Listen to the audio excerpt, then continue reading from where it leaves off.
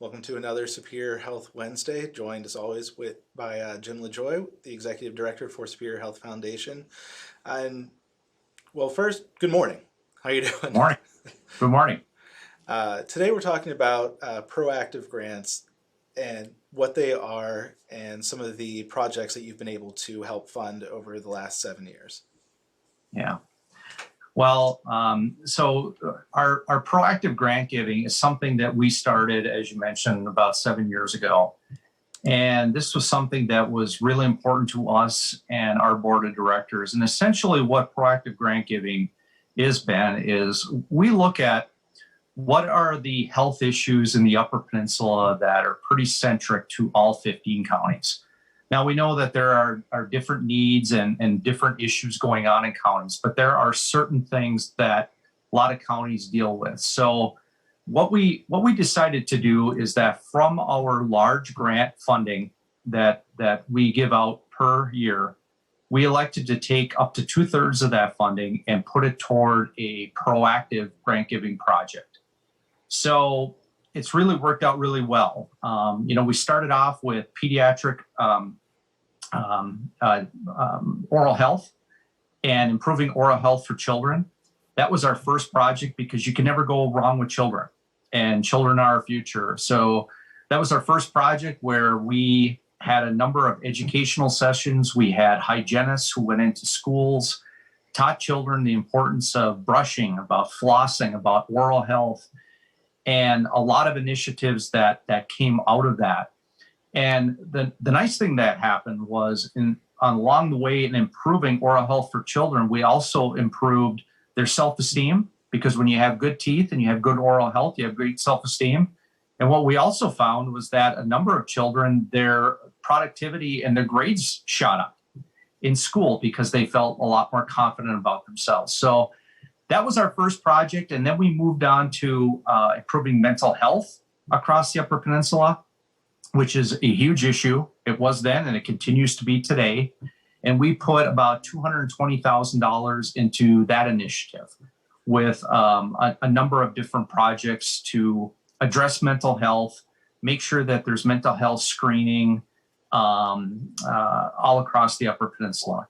Then we moved on to a topic that a lot of people don't like to talk about, and that's pediatric obesity. We looked at some statistics and we saw some alarming statistics about our young children, a lot of it with fast food restaurants and activities going down in schools because of cutbacks with budgets.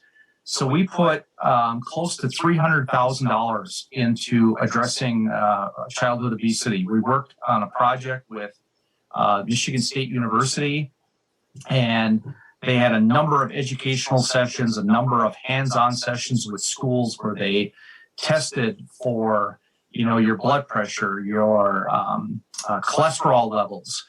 And in addition to that, we introduced ways of improving your healthy habits, not only with children, but their parents, and healthy eating.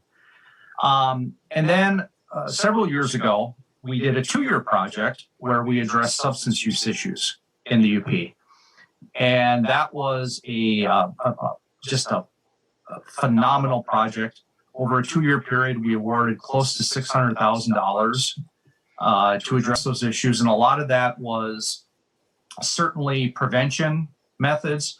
A lot of it had to do with aftercare programs and putting pieces in place, to help people who are battling substance use issues. Because in a lot of situations, as we know, it's something that people don't like to talk about. They don't get the necessary help they need.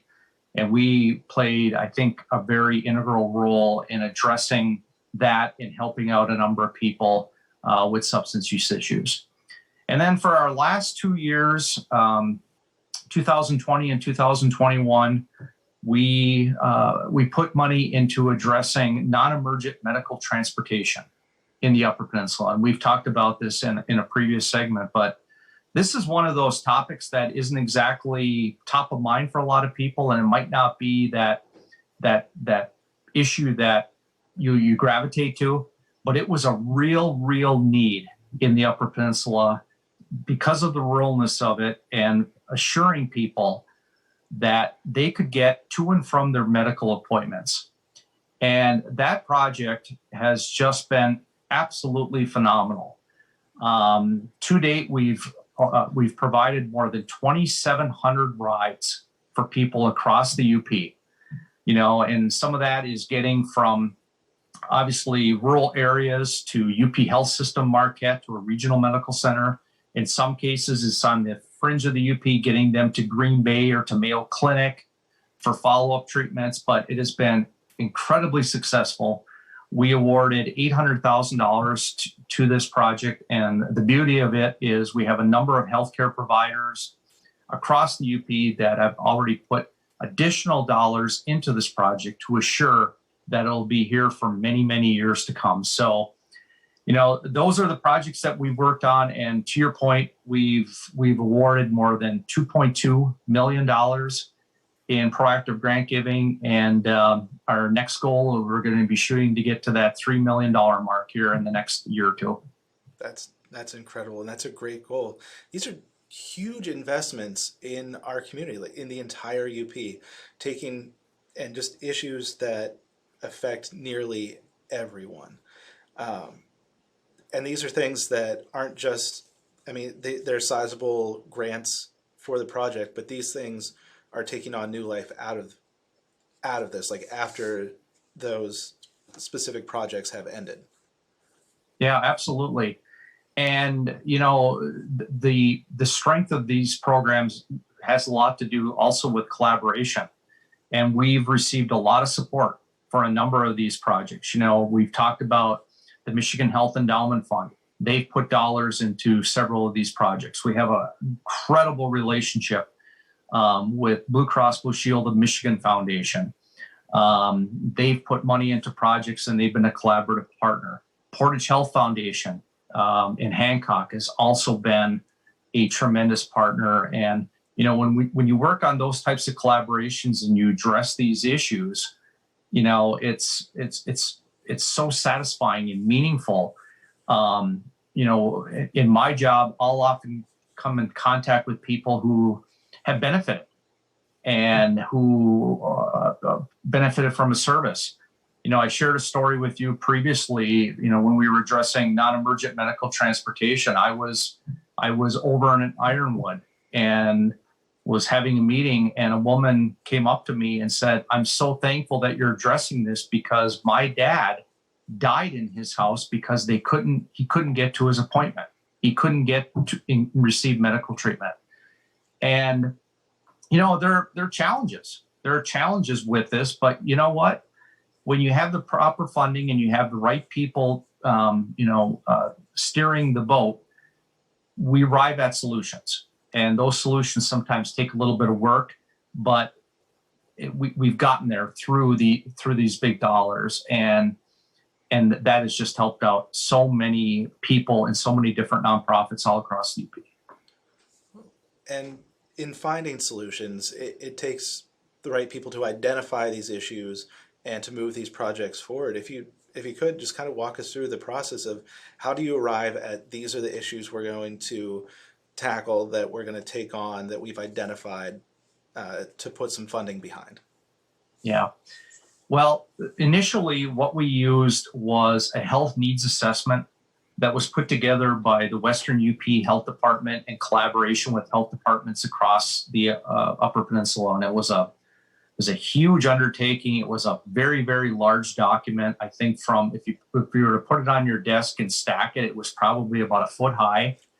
And they did, it was a phenomenal report. And that's what we used initially to identify what are those needs and what is out there.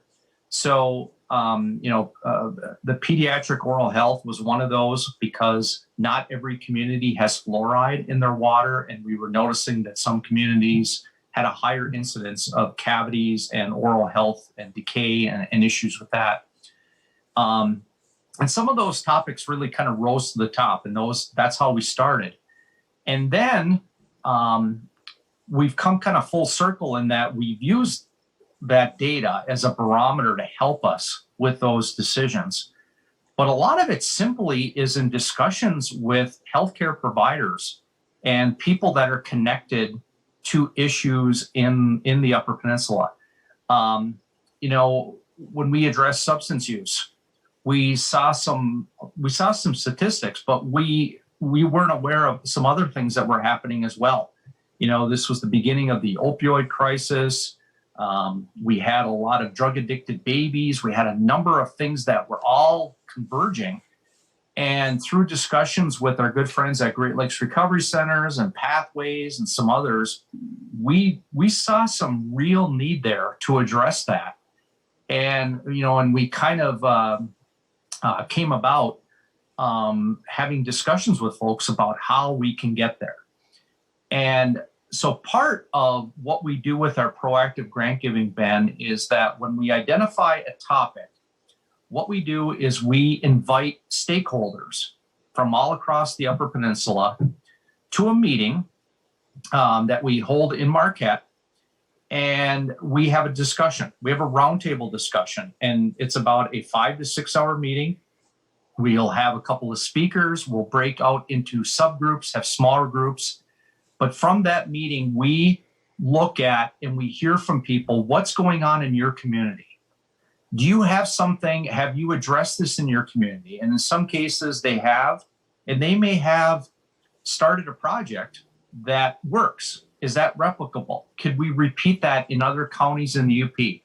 So we bring these folks together because they're the experts. We're the funders, okay? And from that discussion, we put together a report, and we use that then for a request for proposals and what we're looking for in funding. So, the last time that we did one for non-emergent medical transportation, this was before the pandemic. I believe we had somewhere around 60, 65 people in the room. It was phenomenal.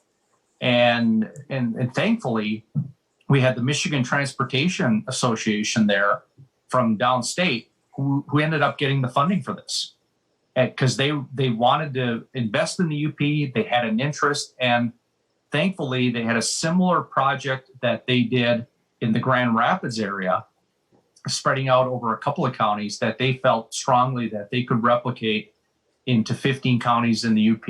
And we sit here today and we couldn't be more pleased with the success of that. I think that's encouraging, and it's important for people to hear that these decisions are being made by committee by listening to the specific needs of the community. And they're not being made by people that don't live here. They're being considered and weighed and talked about by people that this is their neighborhood, this is their town, their county, whatever it is, that these decisions are not being made lightly, and they're working to address the most immediate needs. Absolutely. And that's one of the things that when we host these roundtables, one of the things that we come out with right away is that we're here to listen. We're here to listen. We're here to take notes. You're the experts. You know your communities better than we do. We want to hear from you.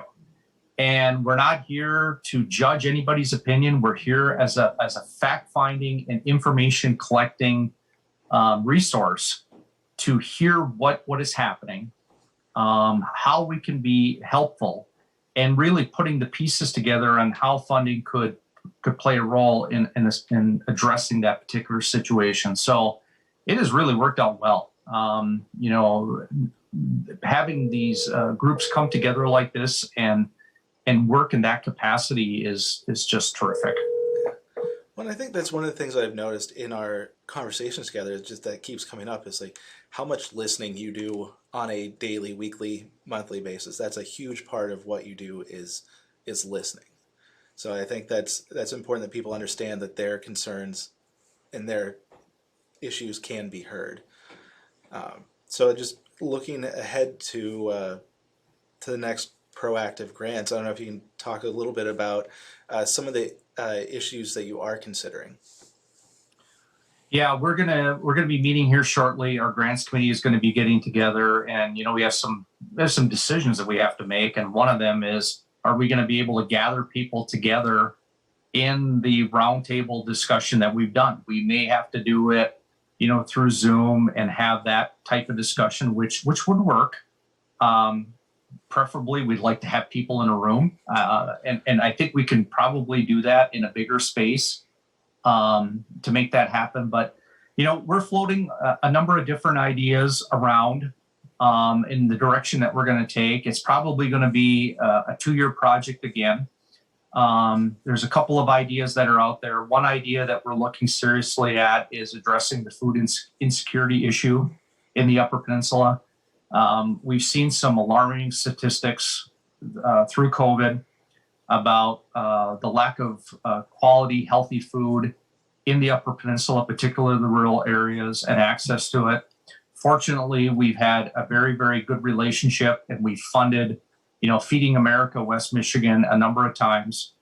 And there's a number of other organizations that have really, taken a center role here in the UP of making sure that, we address those issues. So we think that could potentially be something that could really, really benefit. And the nice thing also with that one is I was just on a conference call a week or so ago with some other funders, and there's already interest from other funders downstate to put some money into this collective pot to make this really, really transformational. So if we go that direction, which I think we're going to, we could potentially be looking at $1 to $1.2 million that we can award over a 2-year period to really address and make some transformational inroads to addressing food insecurities in the UP.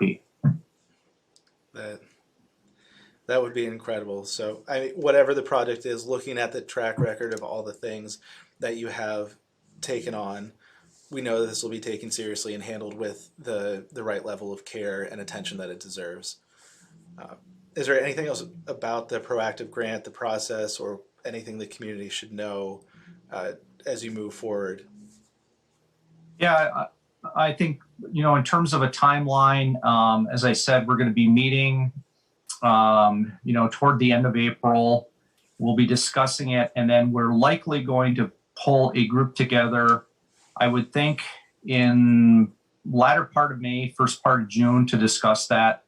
And then the RFP for the project that we select will be put out probably sometime in July.